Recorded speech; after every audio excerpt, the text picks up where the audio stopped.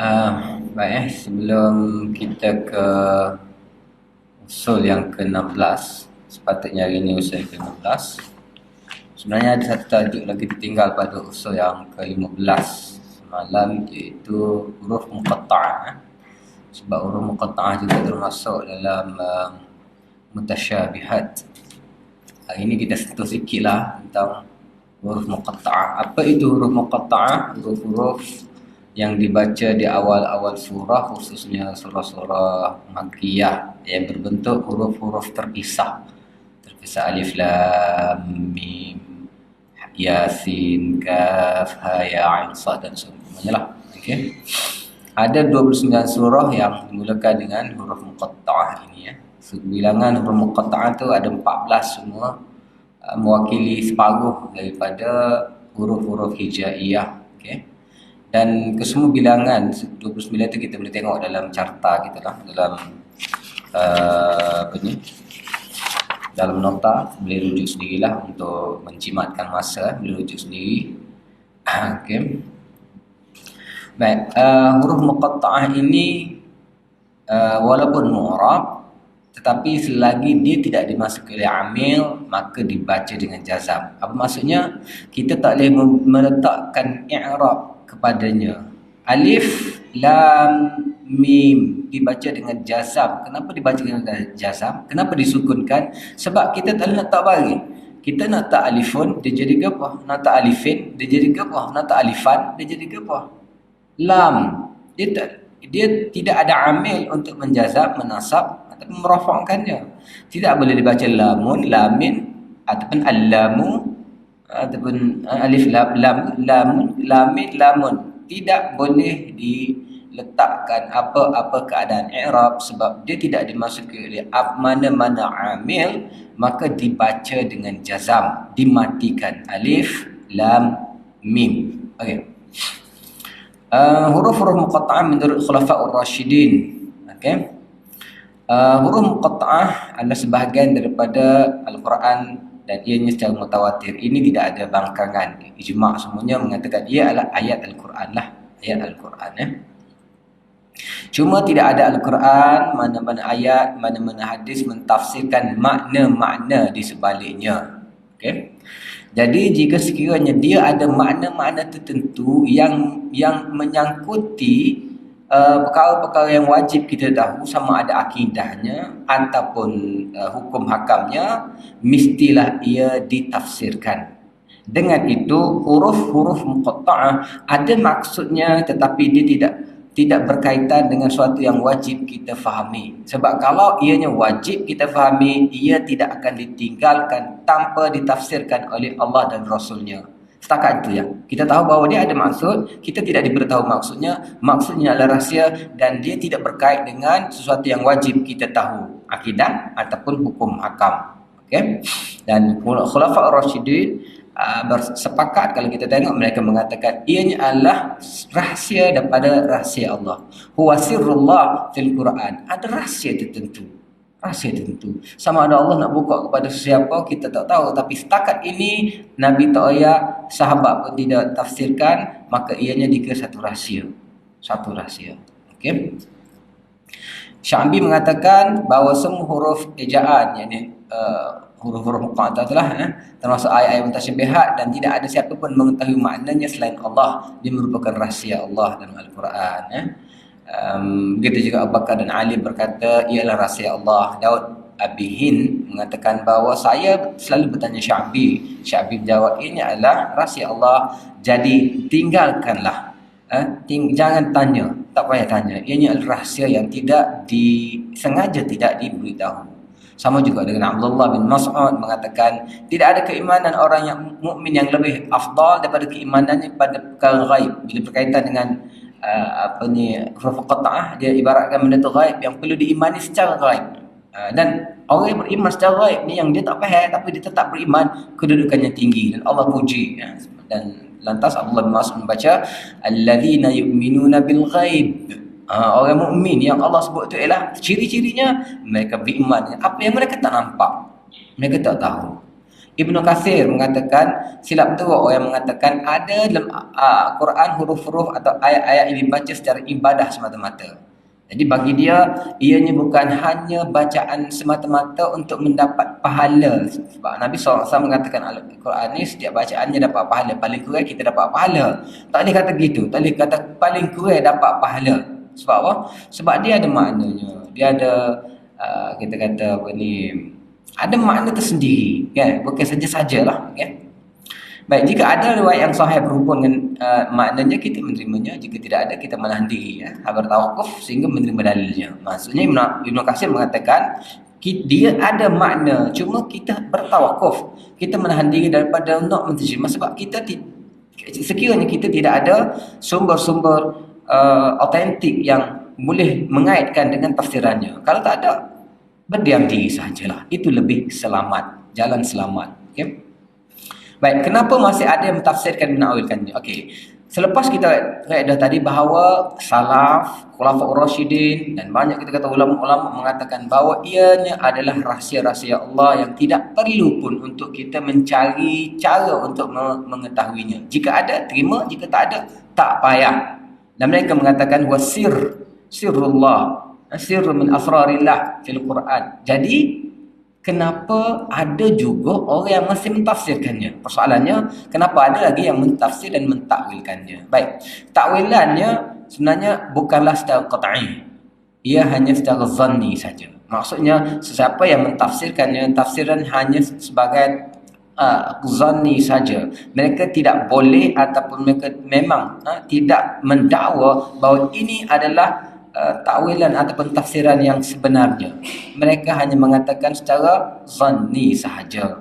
Dan kalau kita tengok kebanyakan orang yang mentafsirkannya akan meletakkan akhir tafsiran mereka ataupun takwilan mereka dengan Allahu a'lamu bimuradih. Allah lah yang lebih mengetahui dengan maksudnya, sebab maksudnya tidak diketahui oleh orang. Hanya setakat-setakat ihtimal, hanya setakat-setakat agak-agakkan sahaja. Okey. Makna, maksud dan hikmah di sebalik huruf-huruf muqatta'ah. Ada terdapat dua aliran berkaitan dengan huruf muqatta'ah. Okey. Pertama, ia termasuk mutasyabihat. Antara orang yang berpendapat sebegitu ialah Sayyidina Abu Bakar, Umar, Uthman, Ali, Abdullah bin Mas'ud dan kebanyakan sahabat terkemuka. Tokoh-tokoh aliran ini, Asy-Sya'bi, Sufyan Al-Thawri, Rabi' bin Khusaim, Abu Hatim, jumhur mufassirin dan muhaddisin daripada kalangan tabi'in juga merupakan pendukung aliran ini. Okay, aliran yang pertama mengatakan ianya adalah huruf mutasyabihat yang tidak boleh diketahui maknanya. Okay.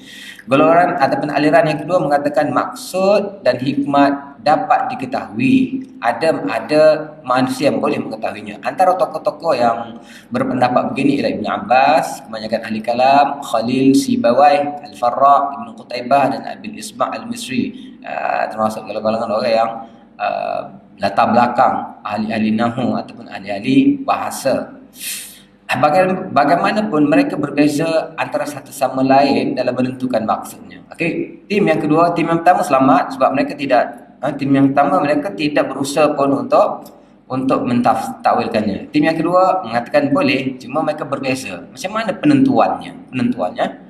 Okey, jadi sini kita kemukakan antara 7 contoh daripada 20 pendapat. Yang pertama, apa maksud huruf muqatta'ah? Pendapat pertama mengatakan ia adalah ringkasan dan mengisyaratkan kepada perkataan-perkataan tertentu. Maksudnya huruf-huruf itu adalah ringkasan, stand for. Apa dia? Kita kata KTM tu gapo kan? KTM, Kereta Api Tanah Melayu. Jadi dia isyarat kepada perkataan-perkataan tertentu. Okey, antara contohlah alif lam mim, maksudnya Allahu anallahu a'lam. Anallahu a'lam. Alif tu ana, lam tu Allah, mim tu a'lam. Kenapa mim? Kenapa tu? Itu kadang-kadang mereka pun tak boleh royak secara tepat jugalah. Sebab dia hanya kita kata zanni sahaja kan. Ataupun orang lain mengatakan alif lam mim Allah Al-Latif Al-Muhaimin. Ada juga. Macam-macam lah. Ada atas ihtimal ataupun atas agak-agak atas kebijaksanaan masing-masing lah adalah menentukan alif lam mim ataupun mana-mana huruf lah. Yasin, ada kata wahai manusia kan. Itu yang pertama. Yang kedua, dia merupakan kependekan kepada nama-nama atau sifat Allah. Contohnya alif tu gapo, lam tu gapo. Dah, alif ada kata ahad ataupun awal ataupun akhir. Lam maksudnya latif ataupun ikutlah. Mim tu pula maknanya mungkin mujib, mungkin muiz, mungkin mujib dan seumpamanya. Ini pendapat kedua. Pendapat ketiga mengatakan huruf-huruf muqatta'ah adalah kependekan yang mengisyaratkan kepada Nabi ataupun kepada Rasulullah SAW. Dan ia ada kata seru, maksudnya ia adalah munada sebenar kepada haraf nida yang mahzuf. Contohnya kita kata alif lam mim, dianya adalah seruan kepada Nabi. Maknanya alif lam mim itu adalah ya ayyuhal mursal. Alif lam mim ya ayyuhal mursal, maksudnya kepada Nabi sallallahu alaihi wasallam. Jadi alif adalah ayyuha, lam dan mim pula merupakan kependekan daripada al-mursal. Okey. Begitulah seterusnya Taha dengan masuk ya Tahir, Hamim, ya Ahmad, Hamim Ain Sin Qaf, ya Ahmad, Adabullah sayati qarib. Ini hanyalah tafsiran-tafsiran mereka yang mana setakat mana mereka rasa gitu je. Mereka tak boleh kata ini sudah tentunya. Masing-masing lah, masing-masing. Okey, yang seterusnya yang keempat mengisyaratkan kepada Al-Quran. Maksudnya huruf-huruf itu sebenarnya Al-Quran. Ataupun bukan. Yang keempat ini mengisyaratkan bahawa Al-Quran keseluruhannya menggunakan huruf-huruf yang disebut tadi. Maksudnya, contohnya ayat kita kata pendapat ini mengatakan bahawa pada peringkat itu pada peringkat cabaran. So Al-Quran ini mencabar khususnya kepada peringkat Makkiyah yang mencabar daripada segi isi, dari segi seni, isi, ketinggian. Jadi orang Arab yang terkenal khusus dari Quraisy pada ketika itu tidak dapat menyaingi. Sedangkan Al-Quran ini bukan benda lain pun. Ayat yang sama, huruf-huruf yang sama yang kamu baca. Jadi bila Al-Quran nak cabar, dia bawa dia kata okay, Yasin, Hamim, Alif Lam Mim Ra. Itu ayat-ayat huruf-huruf yang sering kamu guna.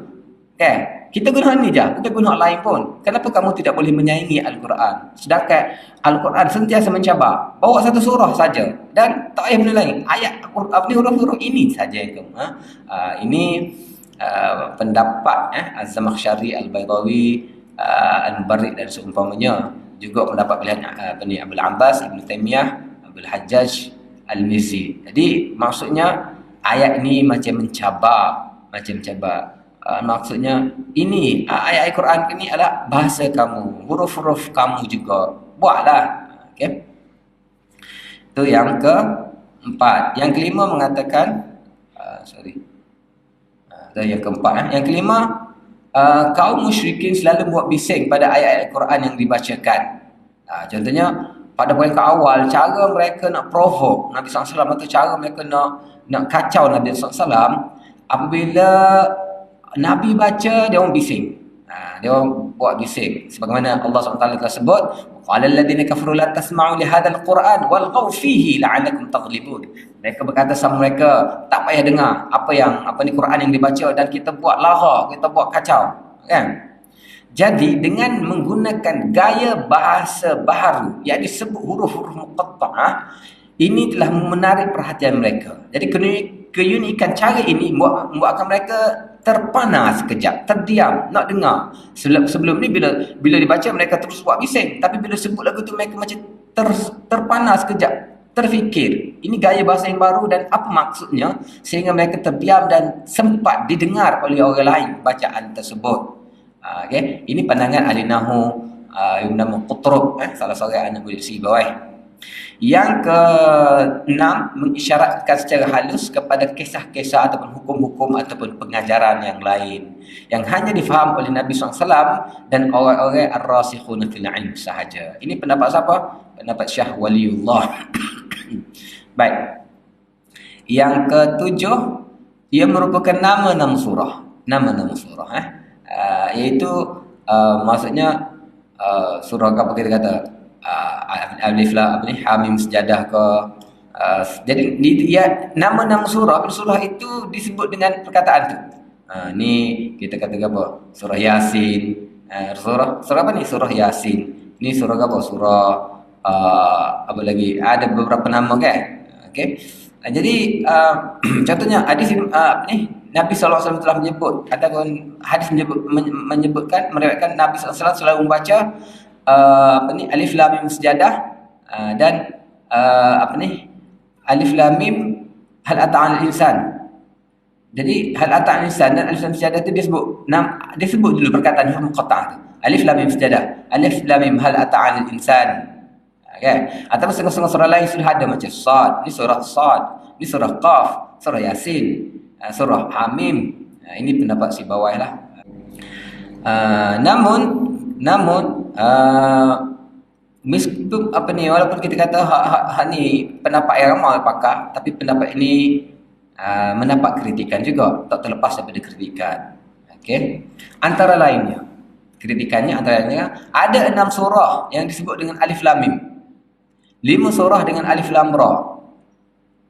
7 surah dengan hamim. 2 surah dengan tasim mim. Jadi kan jadi bila nak letak nama macam mana? Sedangkan nama ni mesti berbeza. Jadi bila serupa saja dak.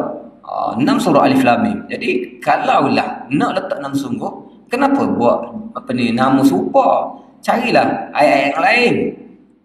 Surah huruf yang lain. Ni alif lam mim. Ni alif bata. Ni sajim kha. Dia tak serupa lah. Sebab nama ni dia dibuat untuk membezakan. Kalau nama itu tidak membezakan, dia mengelirukan. Kan? Lepas tu itu kritikan yang pertama. Kritikan yang kedua, dalam bahasa Arab tidak nampak nama yang berbentuk daripada gabungan 3 huruf. Nama ismiyah, nama yang dijadikan sebagai nama, tidak akan terdapat gabungan 3 nama. Biasanya paling banyak 2 nama. Dia panggil tarkib. Tarkib. Okey. Sedangkan huruf-huruf muqatta'ah tu kalau lebih daripada 3 pun banyak. 3 pun banyak, lebih dari 3 pun banyak. Kita kata tak? Kaf, ha, ya, ain, sad. Berapa? Ha, mim, ain, sin, qaf. 5. Ta, sin, mim, 3. Ini adalah kritikan. Cuma kritikan ni pun ada jawapan juga. Jawapan kepada kritikan ataupun kemusykilan. Yang pertama, kalau ada mau kata, maksudnya nama-nama serupa, bukankah dia juga ada nama yang lain? Contohnya alif lam mim. Tadi alif lam mim sejadah, kan? Alif lam mim al-Baqarah, alif lam mim apa kita kata? Ali Imran kah? Jadi dia tidak mengelirukan sebab kita boleh bezakan dengan nama yang lain. Okey, itu jawapan yang pertama kepada kemusykilan yang pertama. Jawapan kepada kemusykilan yang kedua pula ialah yang tidak ada lebih daripada 2 nama ialah dalam gabungan tarkib masji sahaja. Tarkib yang lain boleh.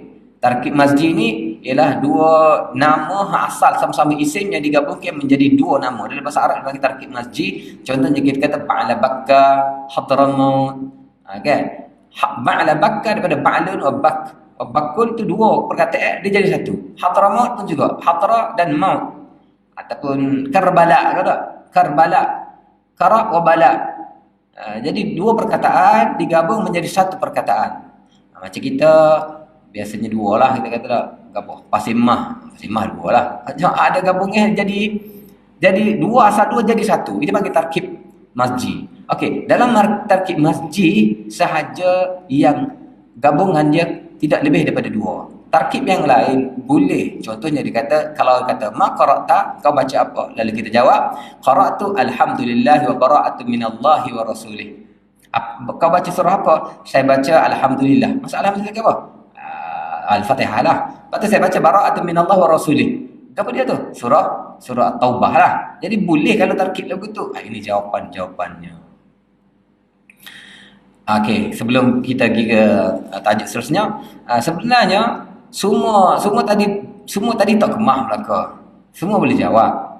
Contohnya kita kata nama surah ke apa ataupun kita kata nak ayat bahawa ini huruf-huruf yang kamu baca. Kenapa dia berkisar pada huruf-huruf yang sama? Alif lam mim, alif lam ra, ha mim ain sin qaf. Kalau ada pelik lain sikit kaf ha ya ain sad, kan?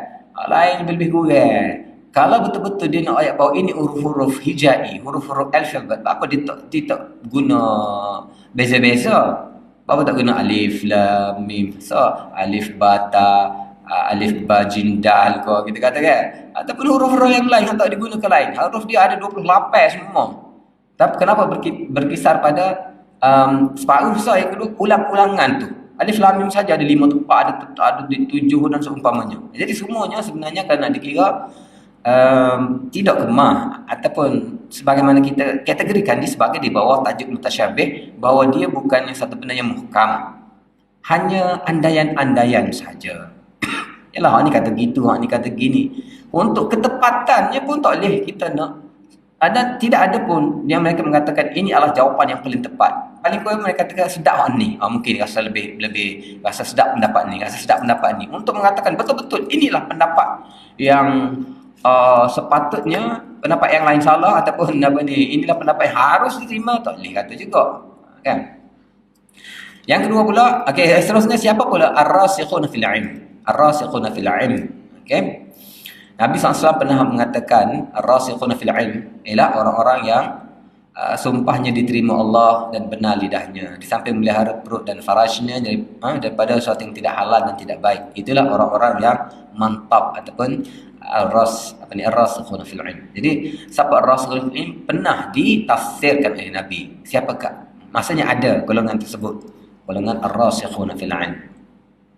Al-Bazdari menukilkan 3 pendapat. Yang pertama, mereka adalah yang istiqamah di atas ilmunya, itu ar-rasikhuna fil ilm. Yang kedua, orang yang keluaskan furu' menurut ijtihad.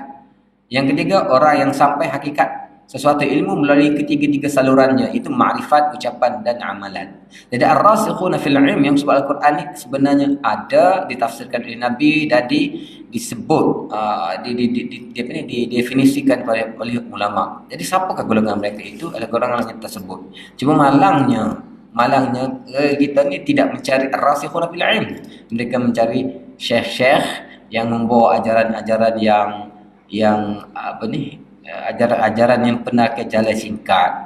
Jalan singkat lah ke mana? Yang mengabaikan ilmu. Hak tu sedih. Sedangkan ar-rasikhuna fil ilm ni orang yang mengangkat ilmu.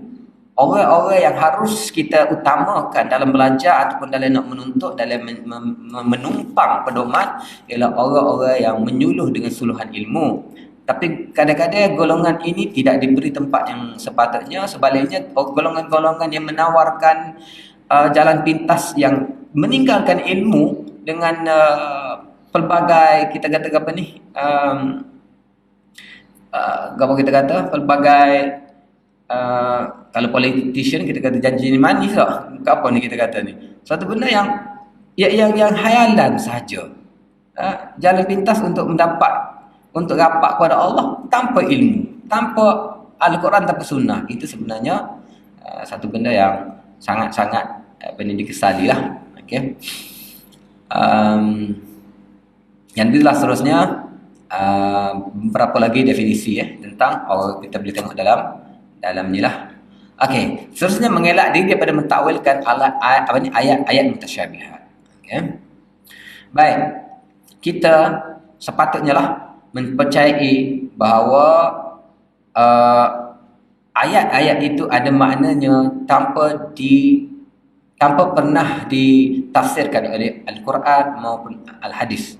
Jadi iman kita kepadanya yang dipanggil iman secara umum, iman secara ijmali, tanpa perlu kita tidak ditaklifkan lah, kita tidak dipertanggungjawabkan untuk mencari-cari suatu benda yang tidak pernah ditunjukkan, tidak pernah disuruh ataupun diminta. Banyak lagi benda lain yang dituntut, carilah benda lain yang dituntut dulu. Okay. Jadi setakat kita kata ini ada rahsianya, salaf telah mengatakan sirrun, sirrullah fil Quran, maka kita terima seadanya. Okey.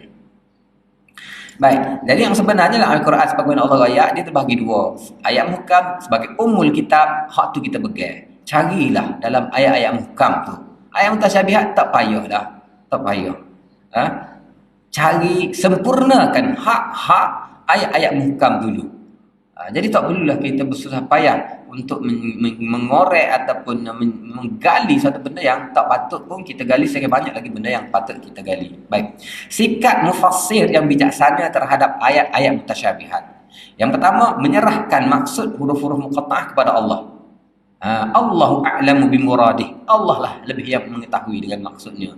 Jadi tidaklah mengurangkan kealiman kita, tidaklah mengurangkan ilmu kita ataupun status alim kita kalau kita tidak mentafsirkannya. Takut-takut kita rasa kalau tak bertafsir ni rasa kurang sikit ilmu, tak payah. Okey. Yang kedua, mengelakkan diri daripada mentafsir atau mentakifkannya. Tafsir maksud memperjelaskan, takfif mengapa kita kata takif ini membentuk menghayalkan bentuk ataupun apa ni, menunjuk kaifiat dia lah, lagu mana. Contohnya kata wajah lagu mana, tangan lagu mana, istiwa lagu mana, aras lagu mana, kursi lagu mana. Tapi hak tu hak kita cari lah. Hak tu lah kadang-kadang kita hak jelas ni kita tak se sentuh mana, tapi benda-benda yang tak jelas kita nak takifkan. Sedangkan benda itu tidak pun menjadi satu prioriti. Allah SWT adalah menyebut Ashabul Kahfi, menyebut tentang firah, cerita bagaimana mereka menyelamatkan diri, keimanan mereka gitu. Tapi kita sibuk cari berapa ekor, berapa orang Ashabul Kahfi, anjing dia nama apa dia punya spesies anjing tu. Allah hanya sebut anjing sahaja, tak sebut nama, tak sebut spesies. Kalau salah ke Allah sebut spesies. Dah, anjing tu anjing apa? German Shepherd ke anjing apa? Oh, bakal kalau cari baka anjing lah tu pula. Tu pun boleh tak sebut pun tubik juga nama Qitmir dibuat apa ni? Dibuat dibuat wifak. Jadi kita pun tak tahu mana Qitmir. Jadi itu bukan apa yang Allah kehendaki. Tapi kita nak cari. Sama juga dengan huruf-huruf. Benda-benda kita nak takifkan, kursi Allah tu berapa luasnya, arash Allah itu apa bentuknya. Setakat ni Allah rayak. Wa kana 'arsyu 'alal ma'. Okey, setakat tu. Tak perlu lebih-lebih, tak payah. Sebab itu bukan taklif. Tak perlu dipertanggungjawabkan untuk kita memikir-mikirkannya. Okey. Yang seterusnya wa ma ya'lamu ta'wilahu illa Allah, itu kita kena ingat. Dalam menghadapi ayat mutasyabihat, Allah ada. Wa ma ya'lamu ta'wilahu illa Allah. Cukuplah. Cukup. Hak tu kena ingat semua. Yang keenam, sedar bahawa punca kesesatan golongan sesat adalah berani cuba nak mentakwil suatu benda yang tak perlu takwil. Itu kebanyakan ahli sesat. Tak perlu tengok yang sejarah yang jauh-jauh, tak perlu tengok di luar-luar negara, dalam negara kita sendiri. Tengoklah golongan-golongan sesat itu. Apa punca kesesatan mereka? Mentakwilkan ayat-ayat Al-Quran ataupun hadis-hadis yang sahih dengan takwilan-takwilan mereka yang tersendiri dalam bab ayat-ayat mutasyabihat. Itu guna penting. Jadi sebab itulah kalau kita tengok ulama salaf apa, mereka meninggalkannya. Tidak kurang ilmu mereka, tidak gapo panggil, tidak jatuh tahap keilmuan mereka dengan mereka tidak berani untuk mencabar ayat-ayat mutasyabihat tersebut. Tapi kita akhir-akhir ni cuba untuk mencabar diri untuk melanggar ataupun untuk kita kata untuk merempuh kawasan larangan tersebut. Sebab salaf telah melarang, tak payah, tapi kita langgar larangan tersebut sehingga pelbagai benda yang timbul daripada itu. Okey. Sebab itulah kita kata dalam bab-bab ayat mutasyabihat tak payah konsep. Paling selamat kita tafwid, paling selamat. Tafwid itu apa? Serahkan kepada Allah. Tak perlu takwil, tak perlu takif. Sebab dengan takwil takif kemungkinan kita akan jadi ta'til. Okey. Kita ataupun ialah banyak benda yang akan kita langgar. Baik. Okey, seterusnya kita ke usul kita seterusnya ini usul yang ke 16 mengetahui sebab turun ayat dan apa-apa yang bersesuai dengannya ataupun dipanggil sabab nuzul ataupun jamak dia asbabun nuzul. Okey, apa maksud asbab nuzul? Sebab turun ayat, maksudnya peristiwa-peristiwa yang berkaitan dengan penurunan ayat. Kalau dalam hadis dipanggil sabab urut. Kenapa hadis itu diucapkan Nabi? Apakah cerita ataupun latar belakang cerita lah kita kata. Latar belakang cerita, kenapa hadis itu disebut dipanggil sabab urut. Kalau apa latar belakang cerita tentang ayat itu diturunkan, itu panggil sabab nuzul. Okey. Berhadapan dengan sabab nuzul, kita kena ingat beberapa perkara lah dan kena faham. Yang pertama, pengajarannya tidak terbatas kepada individu ataupun masyarakat tertentu saja. Hal ni paling penting. Sebab nuzul yang ayat Al-Quran walaupun ada latar belakang ceritanya, walaupun ada sebab nuzulnya, kita kena ingat bahawa ayat Al-Quran itu pedomannya, pengajarannya, dia merangkumi ataupun dia meliputi kepada semua pembaca, semua orang, bukan terhenti kepada cerita-cerita tertentu saja. Hak ni usul paling penting. Sebab kadang-kadang kalau kita tak faham, bila kita baca Al-Quran ataupun kita tahu sebab nuzul, kita akan fokus kita ataupun kita akan memahami bahawa ini cerita tentang sahabat ini cerita tentang kabilah ini cerita berlaku zaman ini. Sebab bila kita anggap lagu tu, pengajarannya sudah terhenti. Seolah-olah Quran menceritakan suatu benda yang telah berlalu dan pengajaran sudah tidak ada. Sebab ianya berkaitan dengan cerita yang disebut. Jadi seolah-olah kita hanya membaca buku sejarah. Quran bukan buku sejarah. Quran tidak menceritakan sejarah. Jadi kita kena ingat, ayat-ayat Quran walaupun ada dikaitkan dengan asbab bin nuzul, jangan kita fokus ataupun hentikan kepada sebab nuzul. Sebab pengajarannya umum.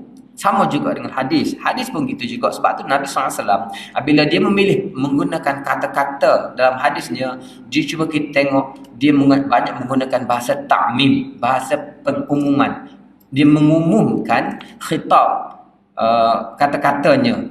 Khitabnya bukan kepada apa ni kita kata sebab suatu cerita, tapi dia banyak menggunakan khitab yang lebih umum dengan ianya tidak terhenti kepada itu. Sebab itulah pengajarannya ataupun hadis-hadis tersebut kita tak perlu tahu pun sebab buruk dia.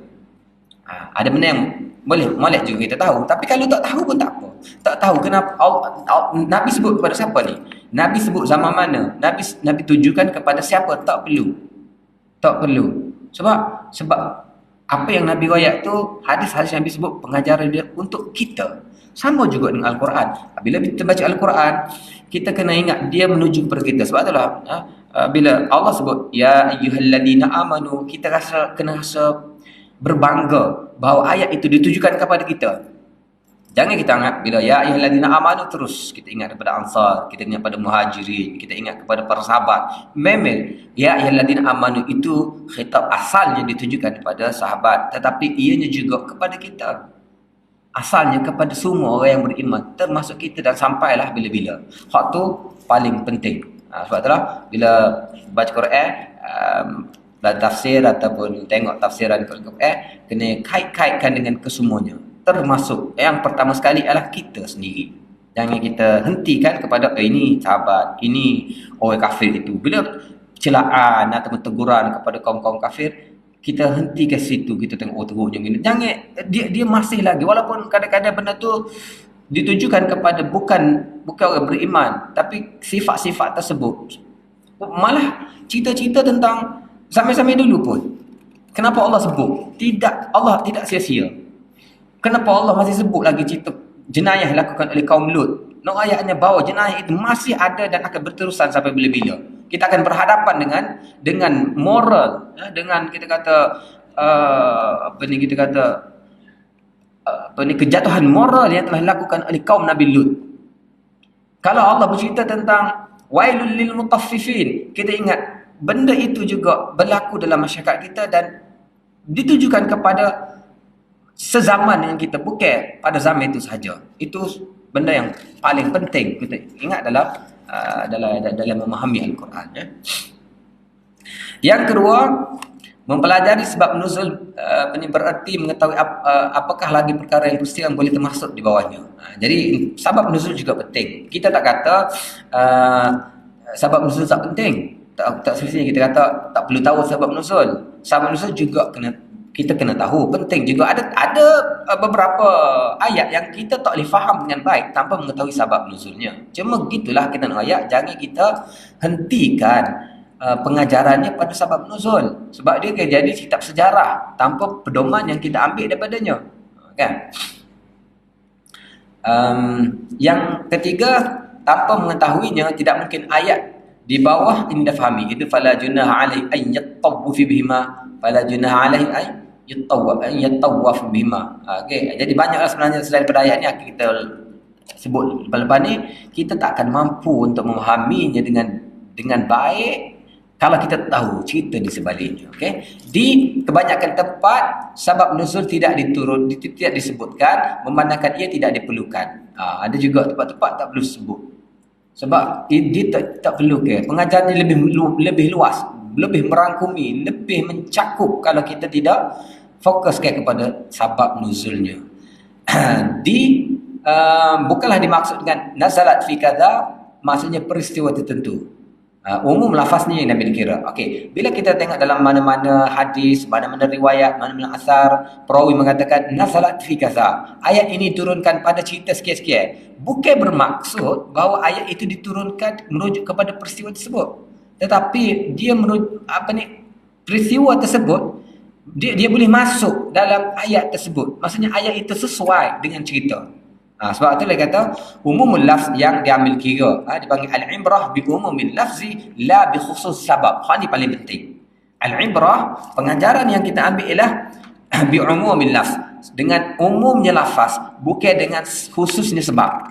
Sebab tu lah Nabi SAW bila nak ayat, dia kata ma balukum, ma balul qaum, kenapa pokok ni, kenapa orang ni. Dia tak merujuk kepada nama-nama tertentu.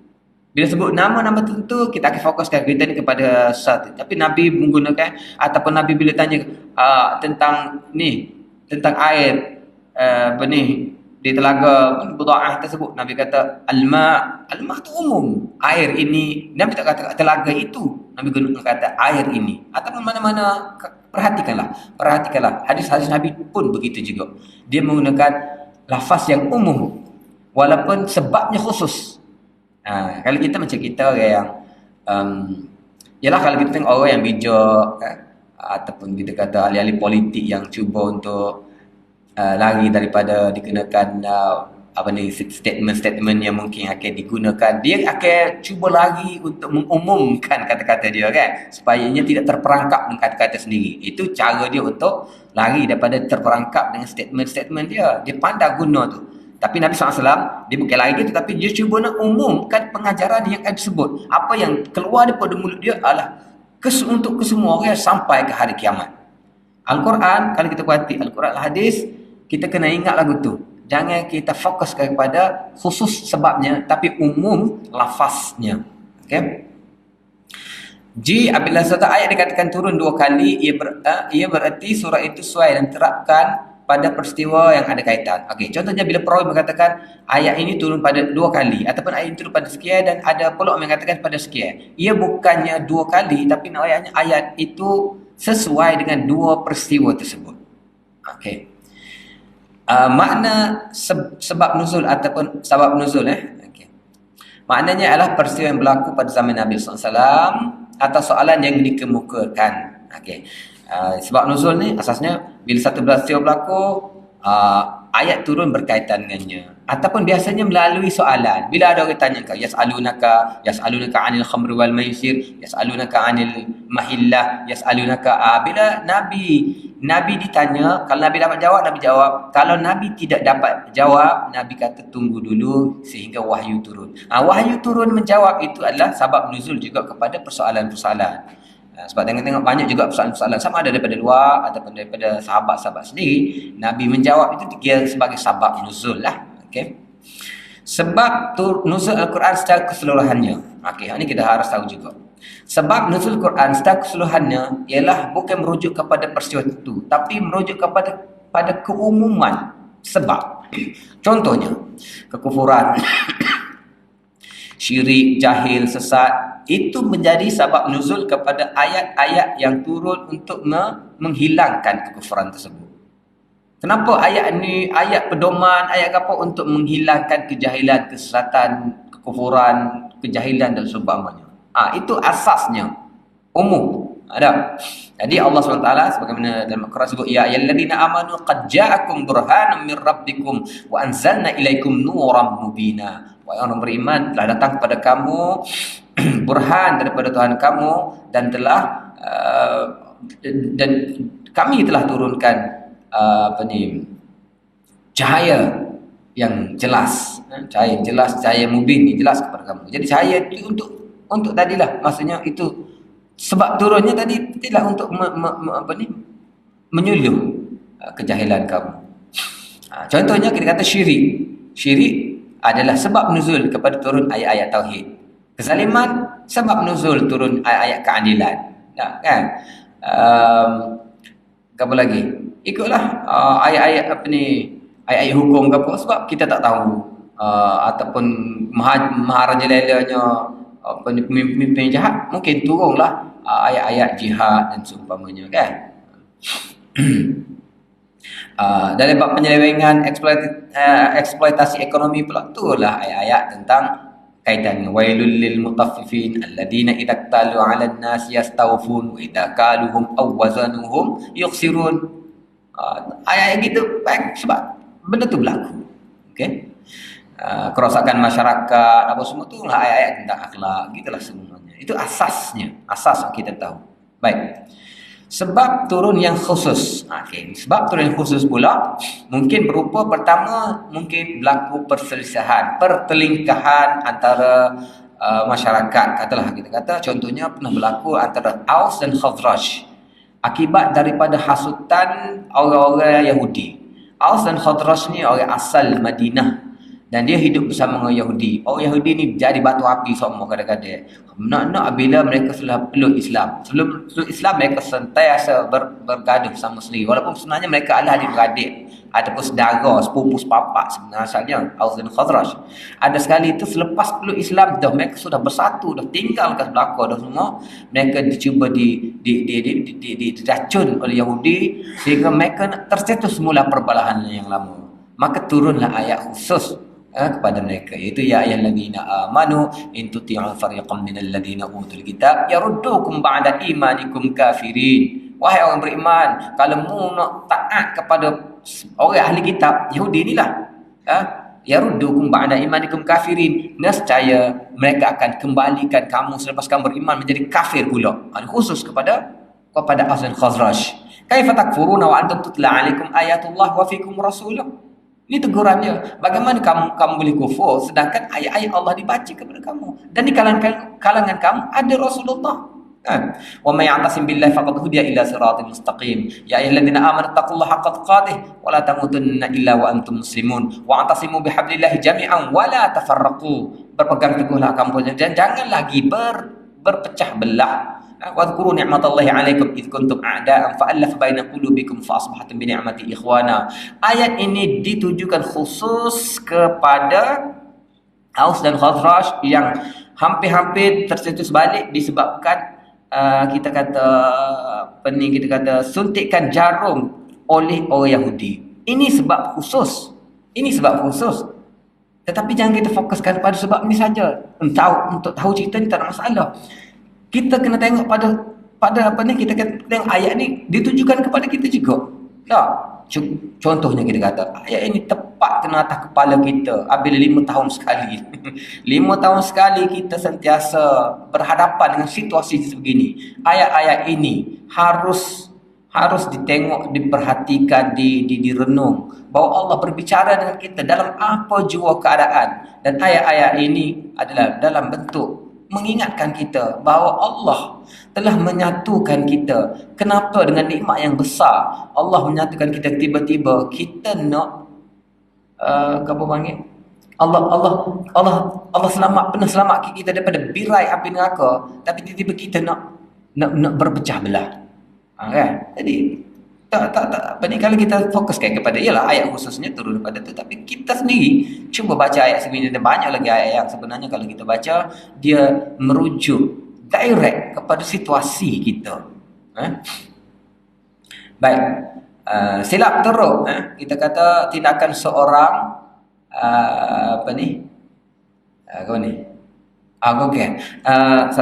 itu pertama. Yang kedua pula sebab khusus apabila berlaku satu kesalahan yang harus diperbetulkan. Contohlah seorang sahabat dia tersasul dalam baca surah Al-Kafirun sebab mabuk. Ini peringkat arak tidak diharamkan lagi. Imam sendiri minum arak. Dia jadi imam, tiba-tiba dia baca surah Al-Kafirun, tersasul. Sebenarnya surat kafirun ni orang tak mabuk pun kadang-kadang dia boleh tersasar tak jumpa punca tak. Ya ayyuhal kafirun la a'budu ma ta'budun wala antum a'buduna ma a'budu wala ana a'budu ma a'badtum wala antum a'budun wala ana a'bud. Mana tak jumpa cari. Tak mabuk pun. Jadi orang ni mabuk tu memang lah. Jadi sebab mabuk tu Allah SWT turunkan ayat-ayat menegurnya. Ya ayyuhallazina amanu la taqrabus salata wa antum sukara hatta ta'lamu ma taquluna wala junuban ila 'abir sabil. Baiklah. Wahai orang beriman, janganlah kamu menghampiri sembahyang dalam keadaan kamu mabuk. Jadi ayat ni betul khusus kepada sahabat tersebut. Banyak lagi cerita-cerita tentang lagu ni, tak apa, tak ada masalah lah. Memang ayat itu khusus kepadanya. Tetapi adakah ayat itu terhenti pada sahabat itu saja, tidak merujuk kepada kita? Kita kata, wahai orang beriman, janganlah kamu sembahyang ketika orang mabuk. Kalau mabuk arak lah. Berapa orang beriman yang mabuk arak sembahyang? Biasanya pemabuk ni tak minum. Tak sembahyang. Ataupun berapa orang sangat lah. Jadi masalah kita sempitkan ayat tu. Tak. Kena ingat. Bila ya ayyuhallazina amanu, kena ingat, ia juga termasuk kita. Janganlah kamu menghampiri sembahyang dalam keadaan kamu mabuk. Jadi kita tak pernah mabuk pun. Jadi sukara ni sebenarnya mabuk ni umum. Dia tak kata ya ayyuhallazina amanu la taqrabus shalah ba'da syurbikumul khamr. Dia kata gitu. Kalau dia kata ba'da syurbikumul khamr, selepas kamu minum arak, dia tak kata selepas kamu minum arak dalam keadaan kamu mabuk. Mabuk ni banyak benda. Jalan masuk semaya, tinggallah kemabukan dunia kita. Tinggalkanlah handset kita. Tinggalkanlah kalau duk tengok sinetron, janganlah semaya dalam keadaan kita berambak, kita nak habis masa ni. Apa lagi dah masuk lagi sinetron yang kita tengok, ataupun kita tengah ikutlah. Kalau gamers mungkin apa sahaja benda-benda yang membuatkan kita minda kita terikat dengan itu adalah kemabukan. Semaya ni masuklah semaya dalam keadaan kita bersih, langsung tidak ada kaitan lain, sebab semaya itu menuntut kekhusyukan, menuntut munajat yang tulus antara kita dengan Allah SWT. Tinggalkan apa-apa sahaja. Jangan kita hanya offkan dulu, tapi masih lagi terikat lagi dengan grup WhatsApp yang kita duduk tengah layari saat ni. Atau apa-apa sahajalah. Soal itulah kita kata ayat-ayat Quran ni dia ialah kalam Allah SWT. Dia ditujukan kepada pembaca. Jangan pembaca menganggap bahawa tidak ditujukan kepada dia. Pembaca hanya membaca cerita-cerita yang telah berlalu. Quran bukan kitab sejarah. Dia tuju kepada kita. Walaupun kadang-kadang bukan ya ayyuhallazina amanu pun. Mungkin kadang-kadang ditujukan kepada ya ahli kitab pun. Ya ahli kitab. Okey, kita. Sikap yang itu yang harus kita tahu. Munafik yang Allah cerita bukan ditujukan pada munafik zaman Nabi. Berapa kerak munafik zaman Nabi? Nifak yang sentiasa ada. Yang tak pernah putus.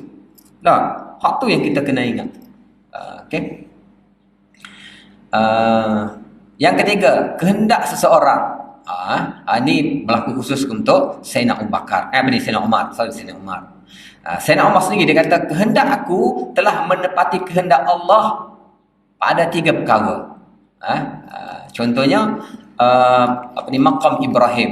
Ada sekali Sayyidina Umar dia kata dia sure kepada Nabi SAW, bapa kita tak buat semaya ni start daripada maqam Ibrahim. Maka turunlah ayat wattakhidhu min maqami Ibrahim musalla. Dia punya pandangan dia tu kena comel. Dia bagi taufik Allah SWT. Sebab kita minta taufik Allah SWT biar kita punya hasrat, kita kehendak, kita punya mikir apa tu kena dengan kerajaan Allah SWT. Sayyidina Umar 3 kali dia kata dia punya kehendak dia tu bertepatan dengan kehendak Al-Quran. Pertama, wattakhidhu min maqami Ibrahim musalla. Dan kita tengok hebatnya dia. Kalau kita kata kita kata benda Nabi SAW ataupun ayat Quran tak turun lagi tentang tempat start nak semaya tersebut masih lagi rapat dengan Kaabah, macam mana orang nak tawaf zaman sekarang ni? Zaman sekarang ni macam mana orang nak tawaf? Kan? Walaupun benda tu tak nampak zaman tu bukanlah kita kata orang sampai juta-juta. Orang tak sampai juta-juta, sampai sepanjang jalan ni orang pergi nak pergi tawaf di Kaabah. Tapi Sayyidina Umar telah nampak bagi ruang Di masalah dia macam nampak dia kata seolah dia kata bagi ruang, dia tak sebut lagu tu. Macam bagi ruang untuk orang tawaf. Yang mungkin apa ramah. Dia mungkin dia tak ayat kita tapi nak ayatnya dia kata kalau kita ambil semaya kita start di belakang sikit, start daripada maqam Ibrahim lalu diterima oleh Al-Quran. Okey. Begitu juga tentang hijab. Hijab pun sebenarnya turun ayat hijab tentang isteri Nabi start daripada Sayyidina Umar. Umar kata ni Rasulullah kata saya tengok macam-macam orang mari rumah tuan apa ni mari rumah Rasulullah mari gini ada ialah macam-macam orang lah. Dia kata moleknya kalau berhijab isteri turun ayat tentang hijab. Dan yang ketiga tentang apa ni tentang ada ke Nabi SAW ke rumah tangga Nabi SAW termasuk anaknya sendiri Hafsah ke apa Nabi pernah apa ni tak balik rumah dan duduk tempat yang lain, ada masalah rumah tangga dan Sayyidina Bakar Umar pergi melawat dan ada satu dialog dia sebut dia kata kalaulah ataupun ditegur isteri Nabi. Jadi teguran itu dirakam oleh Al-Quran. Asa rabbu in talaqakunna ayyublu azwajan khairan minkunna. Ayat Quran ini tegur isteri Nabi tu asa rabbu an talaqakunna. Mungkin boleh jadi Tuhan kamu menceraikan kamu ayyubadillahu azwajan khairan minkun dan Tuhan menggantikan isteri yang lebih baik untuk Rasulnya, lebih baik daripada kamu semua. Ini ayat yang pernah disebut oleh Umar. Terakam dan banyak kelebihan. Tapi Umar lah orang yang paling teruk dikecam oleh Syiah. Kan? Tak apalah. Okay, salah faham individu ataupun salah faham golongan tertentu menjadi faktor turunnya asbab nuzul yang khusus. Contohnya berlaku sahabat oleh kerana mereka daripada zaman jahiliah telah melakukan amalan haji. Tapi satu peringkat bila masuk Islam, kadang-kadang mereka rasa itu amalan-amalan itu masih lagi amalan jahiliah. Sedangkan amalan itu tidak amalan jahiliah. Mereka rasa tak berani, mereka rasa tak sedap untuk contohnya daripada Safa ke Marwah itu mereka, sebab zaman dulu Safa ke Marwah ni dia letak apa ni? Sekarang ni kita Safa ke Marwah antara tak ada satu kan? Apa ni? Dia letak ni berhala.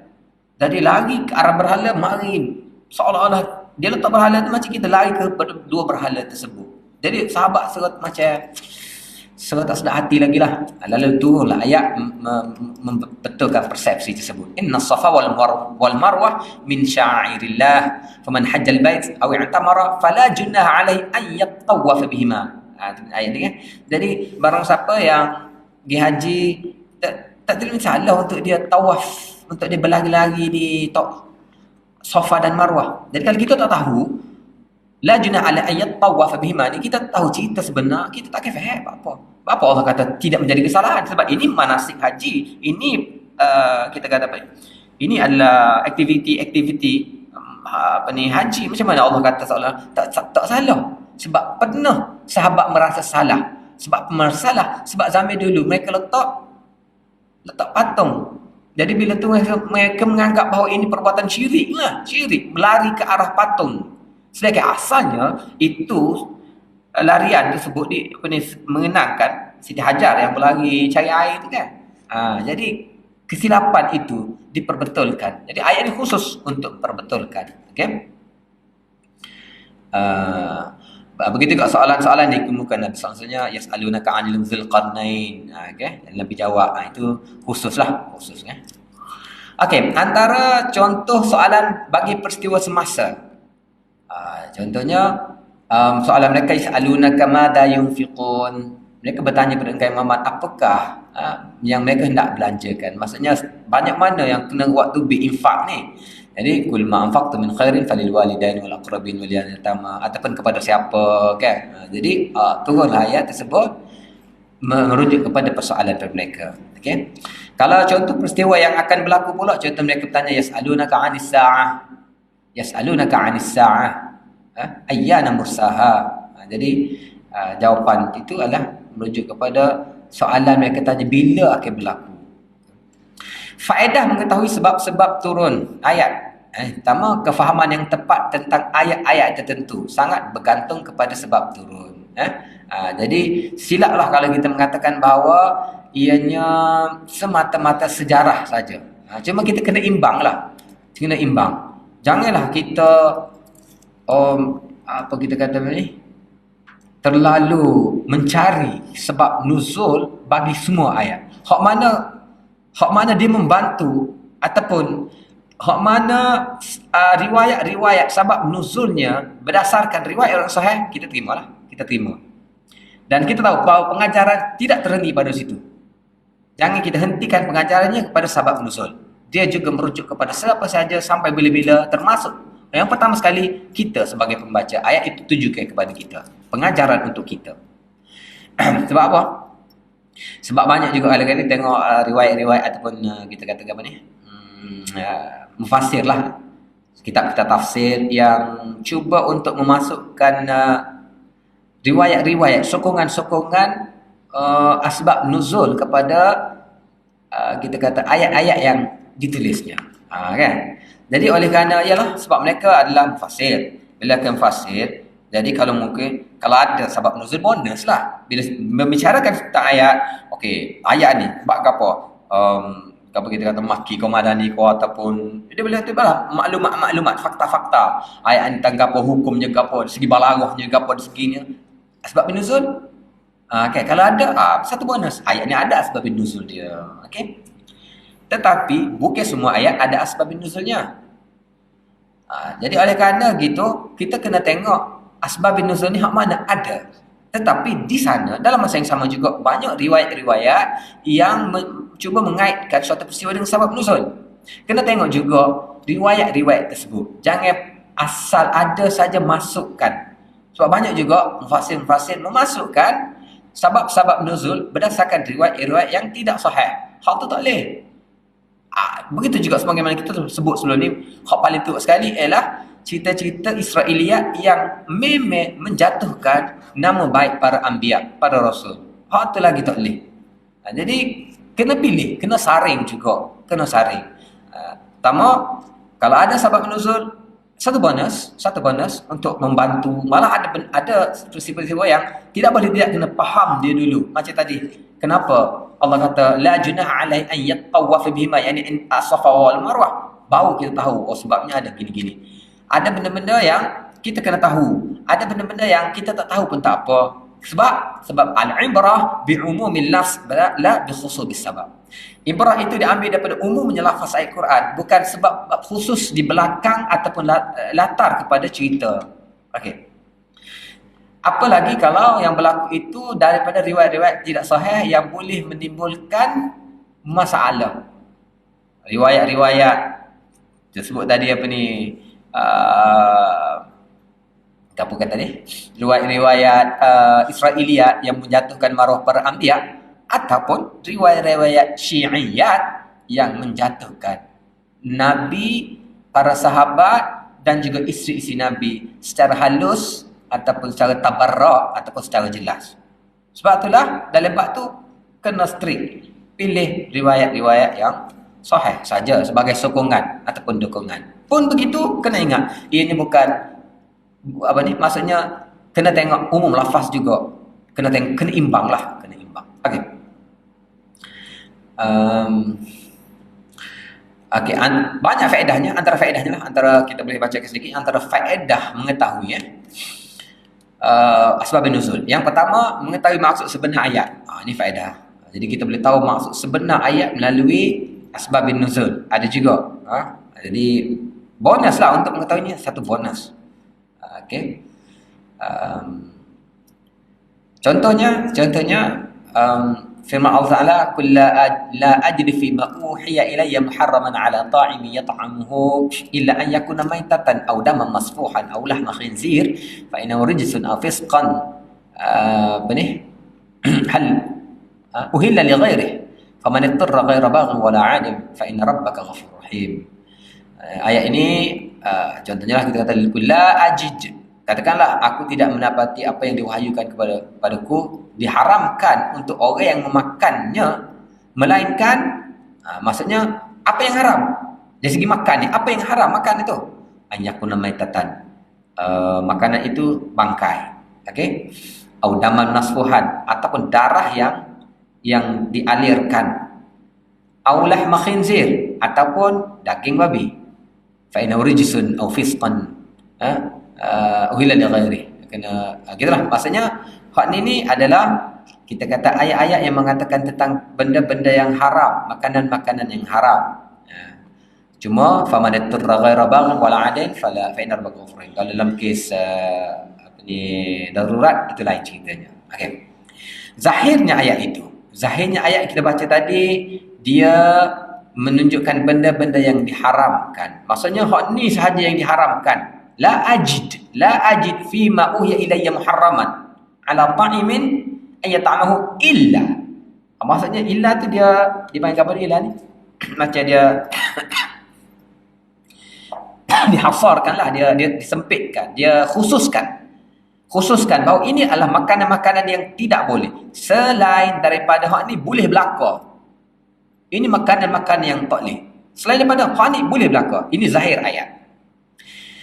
Tapi Imam Syafi'i rahimahullah, dia katakan dia kata ayat ini sebenarnya ditujukan kepada orang kafir. Kita rumuskan bahawa sebenarnya ayat ini ditujukan kepada orang kafir yang sengaja menghalalkan apa yang Allah haramkan dan mengharamkan apa yang Allah halalkan. Jadi orang kafir ni saja dia nak provoke, dia saja nak lawan, dia saja nak ni. Apa yang kita kata boleh, dia kata tak boleh. Apa yang kita tak boleh, dia kata boleh. Ini fahaman Imam Syafi'i tentang ayat ini, tentang asbab nuzul ayat ini.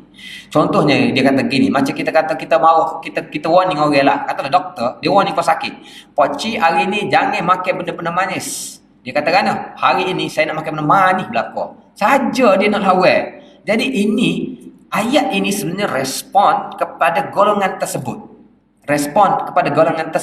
Dengan maksud, Imam Syafi'i kata apa? Dengan maksud bahawa bukan ini sahaja yang diharamkan, ada lagi yang diharamkan. Tapi Imam Malik berpendapat inilah ayat yang menunjukkan benda-benda yang diharamkan. Sebab tu dalam mazhab Imam Malik agak luas kan. Dia boleh makan belaka. Kita tengok tempat-tempat orang Afrika ke mana kan, buaya pun dia makan kan. Jadi agak luas. Sebab apa? Sebab ayat ini menunjukkan ini saja yang diharamkan. Hal lain tak haram.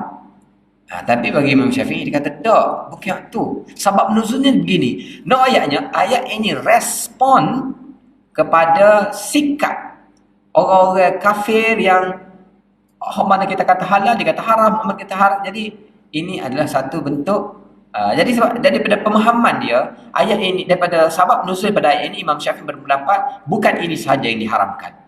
Masih lagi banyak yang diharamkan. Tengoklah dalam hadis apa, binatang yang menerkam, binatang yang ada taring, apa-apa semua tu haram. Okey? Sebab itulah Imam Haramain mengatakan, kalaulah tidak kerana pendapat Imam Syafi'i sini, kalaulah tidak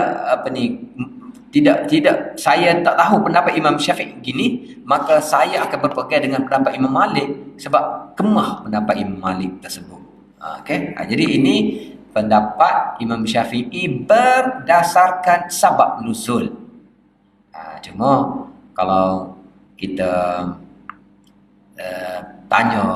tengok sudut pandang Imam Malik pula, jawapannya pun kemah juga. Sebab itulah kita kata apa saja tentang ikhtilaf tentang apa, hak paling penting adalah ilmu.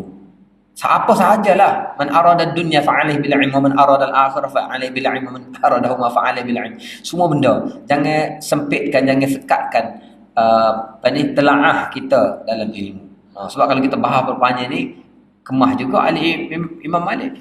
Sebab apa yang diharamkan oleh Imam Syafi'i itu pula berdasarkan hadis itu pula, bagi Imam Malik itu tidak haram. Itu tidak haram. Sebab contohnya kita kata aklikul lidinab itu bagi Imam Syafi'i benda yang bertaring, setiap benda yang bertaring itu haram dimakan. Tapi Imam Malik kata sebenarnya hadis itu menunjukkan bukan memakan benda yang bertaring, tetapi memakan mangsa binatang buas. Maksudnya kita kata haram itu sebut ialah katalah kita berburu ataupun kita tak tengok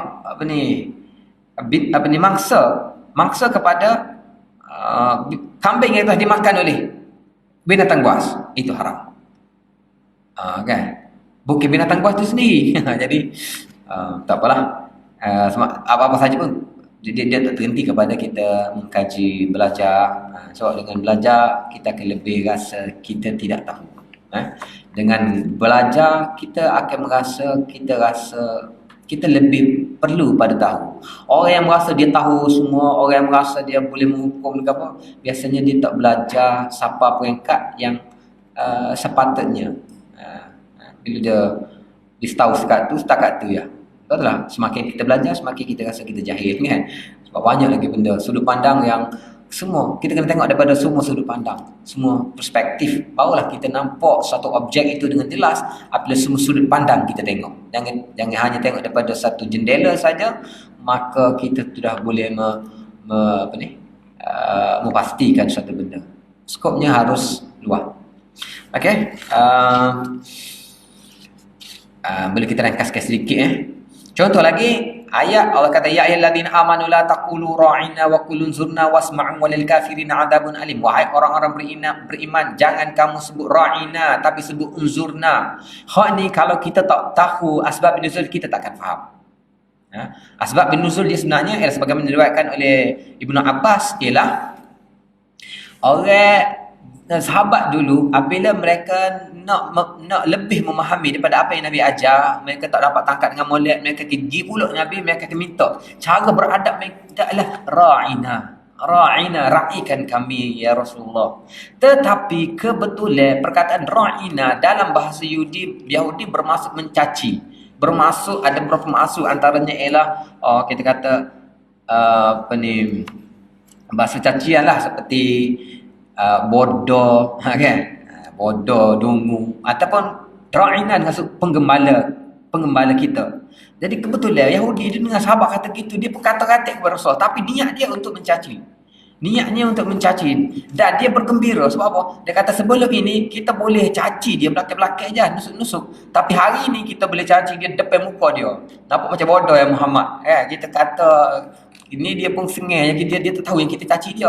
Allah SWT telah bongkarkannya dan Allah turunkan stop, sebut ra'ina. Sebab ini menjadi satu peluang untuk orang Yahudi guna peluang untuk caci Nabi SAW. Kebetulan bahasa cacian itu bahasa itu adalah bahasa cacian pada dia. Jadi Allah kata berhenti daripada sebut ra'ina. Sebaliknya katalah unzurna. Bila kata unzurna, bila Allah dah stop penyakit, tak ada peluang lah Yahudi. Walaupun sebenarnya antara ra'ina dan unzurna, ra'ina lebih beradab, tapi tak boleh dah sebut. Okay. Yang ketiga contohnya walillahil masyriq wal maghrib fa aina ma tuwallu fasamma wajhullah. Allah memiliki masyriq dan maghrib, timur dan barat. Di mana saja kamu menghadap, di situlah wajah Allah.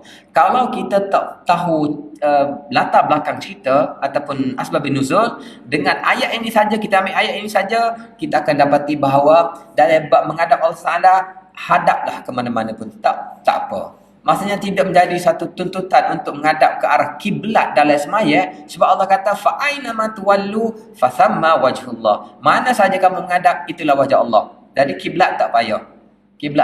Jadi kalau kita tidak tahu cerita di balik cerita, jadi untuk mengetahui di balik ceritanya ialah bahawa hak ni antara apa ni, sebenarnya dia bercakap dengan ayat yang lain. Ayat yang kita kata Allah suruh kan, fa aina ma tuwallu apa ni ana qad nara taqallabu wajhika fis sama' falanwalliyannaka qiblatan tardaha fawalli wajhaka syatr. Wahai semua kuntum fawallu wujuhakum syatrah.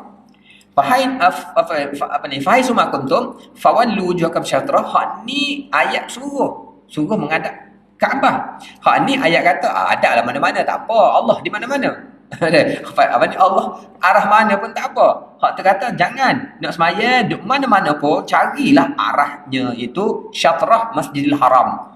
Saja Masjidil Haram adalah arah ni. Jadi kalau kita tak tahu ni, mungkin kita kata macam mana ni? Bercanggah. Sebenarnya tak bercanggah. Jadi bila kita tahu sebab nuzul ayatnya. Sebab nuzul ayatnya ialah sebagaimana yang diriwayatkan oleh Ibnu Umar ketika Nabi SAW semaya atas kenderaan, dan bukan semaya maktubah, bukan semaya wajib, semaya sunat Nabi SAW semaya di atas kenderaan. Dan kenderaan dia mana-mana pergi kan. Kita kata naik atas unta atau kuda keldai, dia tidak tetap. Jadi tak apa. Dan bila dia riwayat tu, apa kata Ibnu Umar? Ibnu Umar kata berhubung dengan inilah Nabi semaya tu turunnya ayat fa aina ma tuwallu fathamma wajhullah. Jadi kita pun boleh tahu sebenarnya penting itu kan? Penting sebab nuzul tersebut. Bila kita sebab nuzul, ini kes-kes maya atas kenderaan. Atas kenderaan ataupun yang kita tak tahu ke apa tu sukulah atas kenderaan, kata atas flight ke atas kapal ke, tak ada masalah. Sebab kalau tak ada ayat lagu ni, contohlah ayatnya hanya fa'aina ma tuwallu wahai semua kuntum fawallu wujuhakum syatrah, kita akan rasa bersalah. Kita akan rasa bersalah macam mana ni, tak tahu arah ni, tak tahu mana arah. Sebab tak boleh kena semaya ke mana-mana pun kena hadap ke arah kiblat. Tak boleh lah nak semaya sunat atas kenderaan, nak semaya sunat atas bot yang tak tahu hala, tak boleh. Dah bila kita tahu kita boleh amalkan. Okey. Pentingnya mengetahui sebab nuzul. Okey.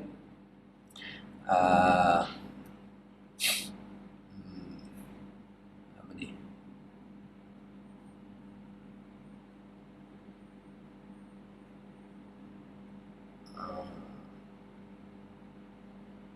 Okey, ayat terakhir adalah ayat laisa 'alal ladzina amanu wa 'amilus solihati junahun fima ta'imu idza mattaqaw wa amanu wa 'amilus solihati thumma taqaw wa amanu thumma taqaw wa ahsanu wallahu yuhibbul muhsinin. Okey, ayat ni bunyinya laisa 'alal ladzina amanu wa 'amilus solihati junah fima ta'imu. Orang-orang yang beriman beramal soleh tidak menjadi masalah pada apa yang mereka makan. Idza mattaqaw, apabila mereka bertakwa, beriman, beramal soleh, kemudian mereka bertakwa, beriman, beramal soleh, wa ahsanu, buat benda yang baik. Maksudnya orang beriman, beramal soleh ni tak ada masalah, makan gapo. Nak makan babi, nak minum arak, apa saja makanan tidak menjadi masalah asalkan mereka bertakwa, beriman, beramal soleh. Kalau kita tak tengok zahir ayat, kita tengok kita panggil sabab nuzul, mungkin kita kata bahaya juga ayat ni kan. Maksudnya mungkinlah ada pendapat mengatakan makanan tak ada satu pun. Allah tidak memandang makanan. Allah memandang hati, kita katakan. Allah hanya memandang takwa kamu. Allah hanya memandang hati kamu. Kamu nak makan tak ada masalah. Silakan makanlah. Sebab ada ayatnya. Mana ayat ni? Ayat 93 ni. Ya ayyuhalladzina laisa 'alal ladzina amanu wa 'amilus solihati junahun fima ta'imu idza mattaqaw wa amanu. Tak ada masalah. Dari segi makanlah tak ada masalah. Hanya Allah nak pagar apa? Nak ketakwaan, amal soleh. Bahaya ni kalau kita faham kita. Tapi dengan kita tengok kepada sebab nuzul baru kita tahu. Ringkasnya gini lah. Sebab nuzulnya ialah sahabat, kerunsingan sahabat. Sebab pengharaman arak dia sebagaimana kita tahu dia tadrij, dia tidak sekaligus, dia lewat zaman Madinah. Zaman Mekah tak ada lagi, zaman Madinah. Tahun ke berapa haram? Bukan peringkat awal. Sehingga sahabat yang perang perang Badar, perang Uhud pun masih ada lagi yang minum arak sebelum dia perang tu.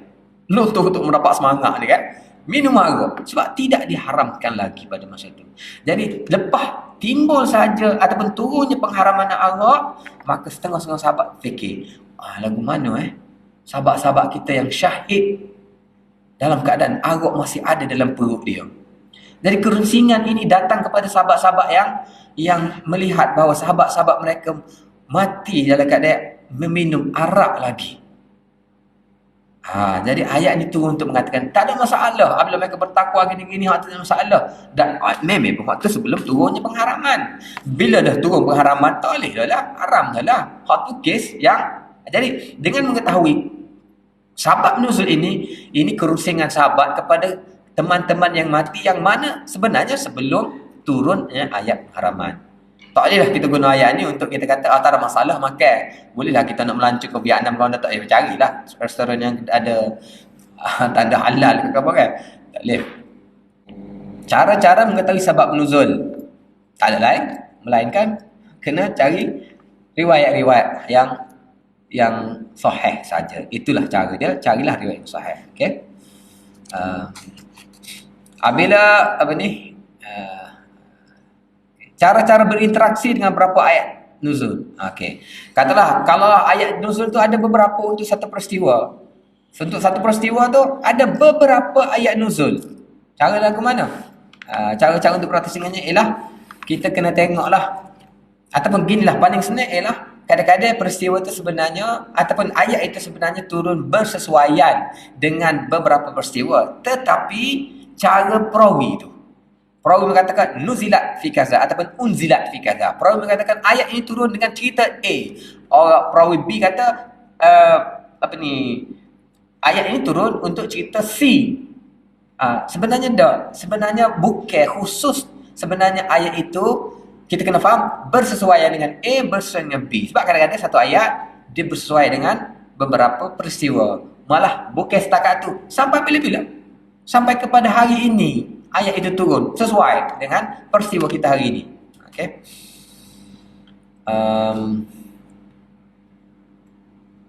Masalah istilahi lah. Masalah istilahi. Okey.